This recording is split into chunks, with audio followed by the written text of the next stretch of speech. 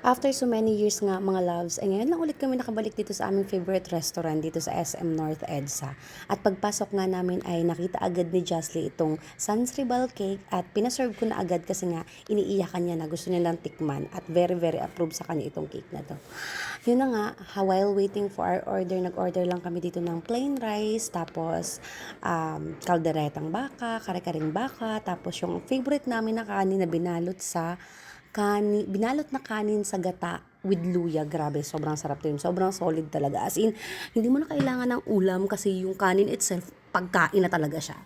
Tapos while waiting, napansin ko, hindi na nila sinuserve yung complimentary na sinuserve nila before. Yung parang cropix yun, yung parang favorite ni Jelsa yun habang nag-aantay kami ng pagkain eh.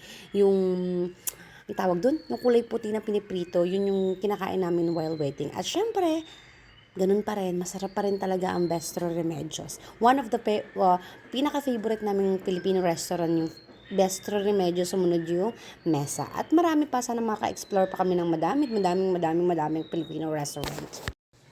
Matatagpuan pa nga pala itong mga loves sa SM North EDSA, The Block, sa pinaka ground floor sa malapit sa SM Supermarket. So ayun, ito yung binalot sa kanin sa gata. Natikman na namin lahat ng rice nila, pero ito yung pinaka the best. Tapos yung toppings nila parang dilis na maliliit na may chili.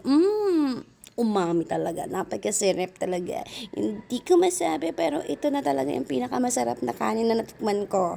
Yun. Ayan, 'di ba? O, chili. Para siyang, alam mo yung nabibili sa palengke na maliliit na dilis, tapos niluto sa maanghang.